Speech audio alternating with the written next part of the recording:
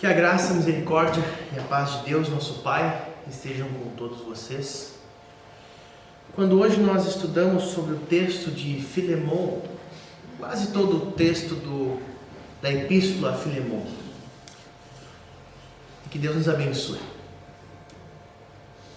Irmãos, mais uma semana se passou e aqui está você de novo sentado nestes bancos. Você veio aqui para ouvir o que Deus tem a dizer para você. Você levantou da sua cama, tomou seu café, trocou de roupa, pegou seu carro e veio para cá, certo? Ou não? Talvez sim, talvez não. Na semana que passou você trabalhou, talvez você tenha se estressado com alguma coisa que aconteceu na sua família. Você ouviu uma história muito impressionante sobre alguém que você conhece e teve que tomar decisões importantes sobre a sua casa. Sim ou não?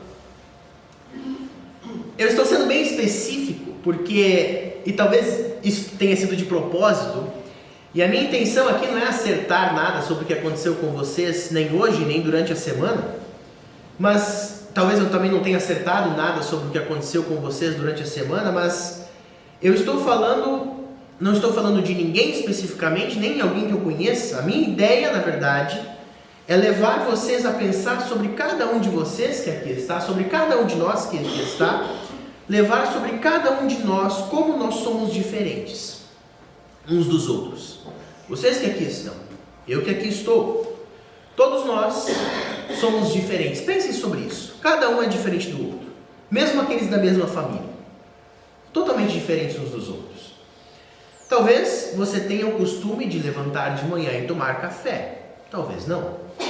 Talvez você tenha o costume de vir a pé para a igreja. Talvez não. Talvez você tenha trabalhado durante a semana, ou talvez você tenha aproveitado para descansar. Talvez você tenha tido a melhor semana da sua vida, talvez tenha sido a pior. Cada um de vocês teria algo completamente diferente para dizer sobre cada situação que eu citei. Cada um tem a sua história, cada um tem a sua vivência, porque cada um de nós somos completamente diferentes uns dos outros. Vocês aqui sentados nestes bancos, eu que estou aqui em pé, vocês aqui sentados nos bancos são completamente uns diferentes dos outros e nós não temos nada em comum. Ou temos? Vejam que eu iniciei provocando vocês a refletirem sobre algo. E o que eu quero convidar vocês nesta manhã para refletir é sobre um livro inteiro da Bíblia, que vocês acabaram de ouvir, que nós acabamos de ler juntos. Na verdade, a gente leu quase um livro inteiro. Nós lemos 21 dos 25 versículos que compõem a carta de Paulo a Filemão. Filemão é um daqueles livrinhos que são muito curtos, que a gente se perde na escritura. Um daqueles que são quase esquecidos, que dificilmente a gente abre para ler. Ocupa, na minha Bíblia, ocupa mais, mas na maioria das Bíblias ocupa apenas uma página, uma folha, de tão curtinho que ele é. Tem mais livros na Bíblia assim, por exemplo, no Antigo Testamento o livro de Obadias é curtinho, no Novo Testamento tem, além de Filemão, 2 João, 3 João e Judas. Mas Filemão, apesar de ser uma epístola, uma carta muito curta, há muito que se dizer aqui. Essa carta de Paulo nos diz muito sobre como os cristãos lidam uns com os outros, como os cristãos vão lidar uns com os outros. Essa carta nos fala de graça, nos fala de misericórdia, de perdão, de paz e amor. É uma demonstração do poder de Deus para restaurar relacionamentos. É uma demonstração de como o Evangelho é transformador. E é isso que está escrito ali, que é uma pena que não dá para ler. O Evangelho transformador. E por isso tem muito que nós aprendemos aqui com a carta a Filemão. Sim, a carta de Paulo a Filemão pode ser curta, pode ser curtinha mesmo, mas há muito a aprender sobre o Evangelho transformador. A carta nos apresenta principalmente 3 personagens. Alguns outros são citados, mas os 3 principais personagens é o apóstolo Paulo, que é o autor da carta, que escreve a carta, Filemão, que é aquele que recebe a carta, e Onésimo. Nós vamos falar rapidamente sobre esses 3 personagens. Paulo inicia já, como ele inicia todas as suas cartas, ele já inicia se apresentando. Paulo, nós o conhecemos bem. Cristo chamou Paulo à fé e ao ministério e transformou completamente a sua vida. Paulo viajava de um lugar para o outro, realizando a missão do Evangelho, passava de cidade em cidade, conhecendo pessoas e pregando o Evangelho para elas, e em uma dessas suas jornadas missionárias, ele conheceu Filemon. Aliás, um nome bem curioso, né? Filemon. Quem era Filemon? Filemon era um homem de grandes recursos financeiros. Isso fica evidente no texto com o fato de ele possuir escravos que trabalhavam, que serviam a ele. Ele também era um cristão, ele também foi trazido à fé pelo Evangelho através do testemunho, através do ministério do apóstolo Paulo. Por isso eles se conheciam e eram amigos. Mas Filemon tinha algo a mais. Filemon era líder de uma igreja. Como naquele momento o cristianismo ele vivia um período de instabilidade, justamente pelo fato de que o governo da época, o império da época não queria saber dos cristãos. Muitos cristãos não tinham tempo como nós temos hoje em dia para se reunir. Eles se reuniam dentro de casa, e Filemon reunia os cristãos ali daquela região em sua casa, ou seja, ele tinha uma igreja doméstica, podemos assim dizer. E um dos escravos que trabalhavam para Filemon se chamava Onésimo. E este é o terceiro personagem que nos é apresentado. Na verdade, Onésimo é o pivô, é o motivo dessa carta ser escrita. Onésimo ele era um escravo que pertencia a Filemon, e o problema é que ele havia fugido do seu senhor, ele havia fugido do trabalho. Não se sabe ao certo o motivo dele ter fugido, não se sabe, a carta não nos informa isso, não se sabe se ele tinha roubado dinheiro de Filemon. O que se sabe é que Onésimo era um escravo, que quando ainda estava na casa de Filemon, ele era um pagão, ou seja, ele não acreditava em Deus. É claro, ele estava errado quando fugiu, claro que sim, e ele causou prejuízo financeiro ao seu senhor pelo fato dele ter perdido um escravo. Agora, quando eu digo que Onésimo era um escravo, não pense automaticamente em açoites, em maus tratos, não pense automaticamente em chibatadas, não. No antigo mundo greco-romano, um escravo ele não era necessariamente um escravo para a vida toda, e ele também não era necessariamente maltratado ou açoitado. Um escravo no período greco-romano, no Novo Testamento, se ele fosse um escravo confiável, um bom escravo, ele poderia até receber uma boa dose de responsabilidades, e talvez se ele fosse bem confiável mesmo, ele poderia até ganhar a sua liberdade em algum momento. Mas, em contrapartida, se ele fosse um mau escravo, se ele desobedecesse o seu mestre, ou se ele mostrasse ser indigno de confiança, ou, como foi o caso de Onésimo, fugisse, e fosse pego, ele não seria considerado um bom escravo, e ele poderia até ser punido gravemente pelo seu delito. Mas uma outra informação ainda a ser observada é que esse escravo ele era um descrente quando morava na casa do seu senhor Filemon. Mas em algum momento ele foi exposto ao cristianismo, ele foi exposto à palavra de Deus e foi exposto ao desenvolvimento de sua fé. Pela graça de Deus, Onésimo e o apóstolo Paulo se encontraram em algum lugar. Filemon e talvez Paulo tenha ido visitar Filemon em algum momento. Onésimo deve ter visto ele lá na casa do seu senhor, e de repente ele deve até ter observado os cristãos que se reuniam na casa de Filemon, na igreja do seu senhor, e ele deve ter observado o relacionamento entre os cristãos daquela igreja doméstica e o relacionamento entre Paulo e Filemon. E por isso então a carta nos informa que Paulo e Onésimo se encontraram. Paulo chama Onésimo de filho das algemas, porque pela graça de Deus, Paulo é utilizado para evangelizar, para anunciar a palavra de Deus para aquele escravo, e ele passou a confiar em Jesus como o seu Salvador e Senhor. 3 pessoas: Paulo, o apóstolo; Filemon, o rico, o líder da igreja doméstica; e Onésimo, o então escravo, que foi evangelizado. O escravo fujão, que foi evangelizado. 3 pessoas completamente diferentes umas das outras. Cada pessoa ali tinha um jeito, uma personalidade, um jeito de pensar e agir. Assim como vocês que aqui estão. Cada um de vocês tem a sua rotina diferente, tem uma realidade diferente, uma personalidade diferente. Mas aqueles 3 lá da carta, Filemon, Paulo e Onésimo, eles tinham uma coisa importante em comum: eles eram todos cristãos. Eles eram crentes no Senhor Jesus Cristo. E essa manhã nós temos a chance, a oportunidade de ver como a fé cristã, como o Evangelho afetou e transformou a vida de pessoas tão diferentes. Essa manhã nós temos a oportunidade de ver como o Evangelho transformou o relacionamento dessas três pessoas também.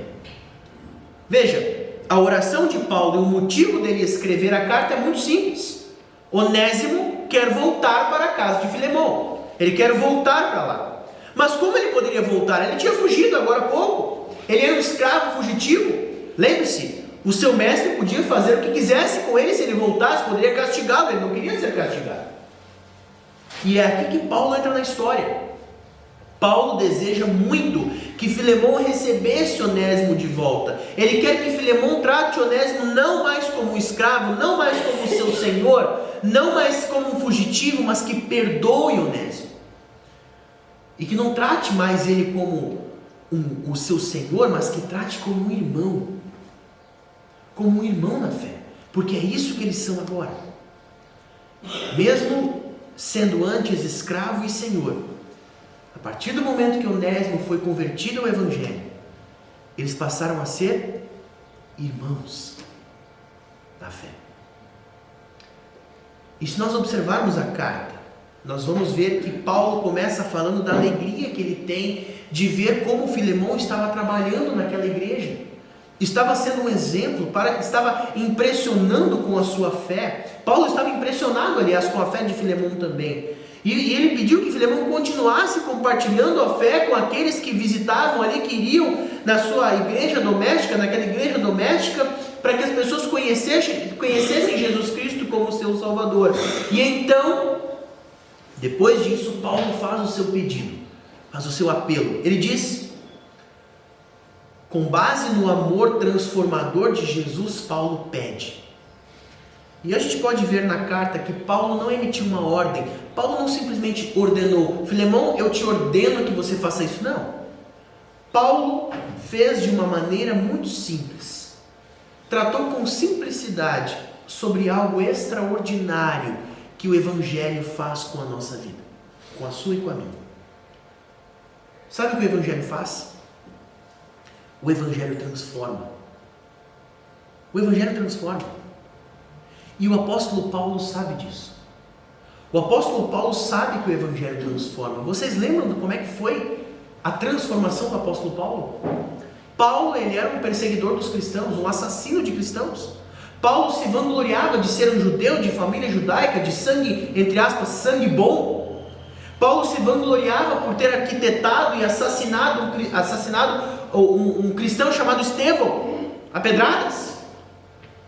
Paulo se vangloriava dessas coisas, mas na estrada de Damasco, Paulo foi completamente transformado por Jesus Cristo. E de um perseguidor dos cristãos, Paulo foi transformado em um instrumento poderoso para a transmissão desse Evangelho. O Evangelho transforma. E Paulo sabe disso. E Filemão também sabe disso. Filemão sabe que o Evangelho se transforma. E o apóstolo Paulo lembra Filemão disso quando diz que Filemão deve a Paulo sua própria vida. Paulo lembra a Filemão que Deus utilizou ele como servo para ir ao encontro de Filemão, para anunciar o Evangelho, para trazer a fé cristã que garante a ele a vida eterna. Filemão também sabe. Filemão também sabe que o Evangelho transforma.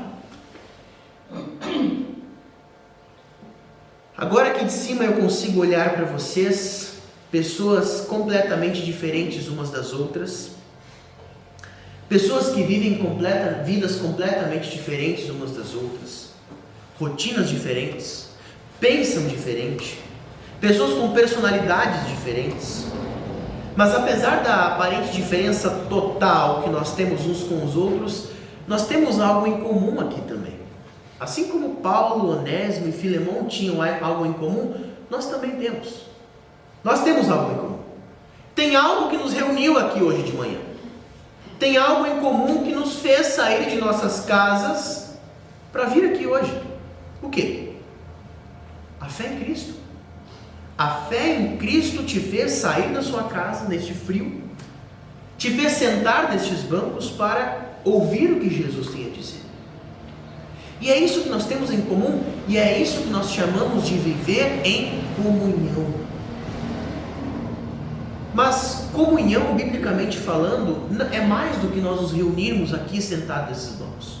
Comunhão é mais do que só ficar 5 ou 10 minutos a mais depois do culto jogando conversa fora. Comunhão é mais do que participar da confraternização da igreja ou participar das atividades que acontecem em nosso salão. A comunhão acontece não apenas neste lugar, ela acontece antes, durante e depois de nossos cultos, nas nossas casas, nos nossos trabalhos e até na internet. Comunhão é amar o seu próximo aonde você estiver, porque você compartilha com aquele que está ao seu lado algo infinitamente mais poderoso e valioso do que qualquer coisa: Jesus, a fé em Jesus. E é isso que Paulo está fazendo Filemão se lembrar. De maneira muito simples e humilde, Paulo não exige que Filemão perdoe. Paulo não precisa exigir isso. Paulo apenas lembra que ele, que agora é um irmão na fé de Onésimo, e irmãos e irmãs na fé vivem aquilo que recebem. Irmãos e irmãs na fé vivem aquilo que recebem: o perdão. Esses dias, essa semana, eu abri meu celular e fui procurar um relógio para comprar. Eu queria um relógio BBB, bom, bonito e barato. Fui olhar um relógio na internet porque eu estava precisando. Eu queria um digital que pudesse medir meus batimentos cardíacos enquanto eu estava na academia, mas que ao mesmo tempo fosse barato e funcional. Óbvio que eu queria demais, né? Queria bom, bonito e barato, não encontrei nada barato, infelizmente. Mas me chamou a atenção uma promoção que eu encontrei. O relógio era muito bom, era uma marca muito conhecida, muito boa. E na promoção era: se você comprasse um relógio, que era um lançamento, você ganharia um par de fone de ouvido sem fio e um carregador sem fio de celular. Eu pensei: opa, é aqui que eu vou. Originalmente o preço era mais de R$4.000 e a promoção era todo o kit por R$1.000. Falei: uau! Obviamente eu não tinha R$1.000 para gastar com o relógio e não gastei. Mas me chamou a atenção e aquilo me fez pensar. Eu sei que, apesar de não ter comprado, eu pensei: como é que o preço pode estar tão abaixo do preço, entre aspas, original? Eu sei que o vendedor ia vender e ia ganhar muito dinheiro em cima daqueles produtos ainda, eu sei disso. Mas, pare para pensar, quando alguém faz uma promoção assim, ou quando alguém te dá algo de graça, alguém tem que pagar a conta. Se eu estou devendo em uma loja e um amigo meu chega para mim e fala assim: Lucas, eu pago a sua conta, a loja não vai deixar de receber. Alguém pagou a minha conta, o meu amigo assumiu a minha dívida, ele pegou a minha conta e assumiu o meu débito, ele quitou meu débito, a dívida não parou de existir, ele simplesmente pegou para ele e pagou por mim. Paulo faz a mesma coisa com Onésimo para Filemão. Ele chega para Filemão e fala assim na carta: Filemão, é o seguinte, se o Onésimo causou algum dano para você, se alguma coisa ele fez, põe na minha conta, deixa que eu pago. A dívida de Onésimo a Filemão seria paga, e Paulo assumiu essa conta. O próprio apóstolo Paulo. Mas não pensem que o Paulo é um pagador de pecados, claro que não. Mas quando Paulo fala isso, ele está lembrando a Filemão que ele próprio também teve uma dívida paga. Aliás, todos nós tivemos uma dívida paga. Todos vocês e eu.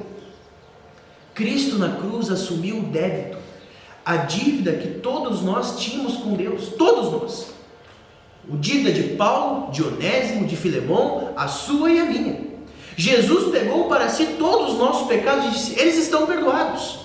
É este evangelho que é transformador. É este perdão de Jesus que nos faz viver o perdão. E é este convite a perdoar, o convite a perdoar, que Paulo faz ao seu amigo Filemão.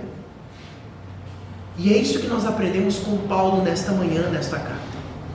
Como irmãos na fé, completamente diferentes uns dos outros, nós temos algo muito valioso em comum, que é a fé, o perdão transformador, o amor que nos ensina a amar e perdoar. Mas não pensem que viver o perdão é nós trocarmos cumprimentos, né? Ah, legal, beleza, te perdoo. Ou tá tudo certo entre nós. Viver o perdão não é trocar cumprimento, viver aparências, viver de aparências e depois se afastar como se nós não estivéssemos fazendo nada diferente. Não. Se nós ensinássemos que perdão fosse isso, nós não estaríamos ensinando nada diferente do que este mundo nos ensina. O Evangelho transforma, a ponto de o Espírito Santo nos mostrar como amar e perdoar de uma maneira completamente diferente deste mundo. Por isso eu te convido a olhar ao seu redor, não fisicamente, não precisa fazer olhar ao seu redor, mas olhe na sua vida. Pense em quantas coisas existem na sua vida, ao seu redor, que você considera coisas imperdoáveis. Quantas coisas que talvez tenham te afastado do convívio com os irmãos na fé aqui neste lugar, por falta de perdão. Quantas vezes você se sentiu injustiçado, criticado? Quantas vezes você veio para cá com o coração pesado e pensou coisas ruins em relação àqueles que estão ao seu lado, que compartilham da mesma fé que você? Pense nessas coisas. Agora lembre-se de Jesus. E tudo que Jesus teve que sofrer e passar para perdoar você e a mim. Tudo que Jesus teve que fazer para que nós não ficássemos distantes dele. Para que nós não nos afastássemos dele. Lembre-se de Jesus. Este amor louco de Jesus te faz perdoar o imperdoável e amar o que parece não amável mais. Este é o Evangelho que transforma. Ele é totalmente diferente do que nós podemos ver neste mundo que vivemos.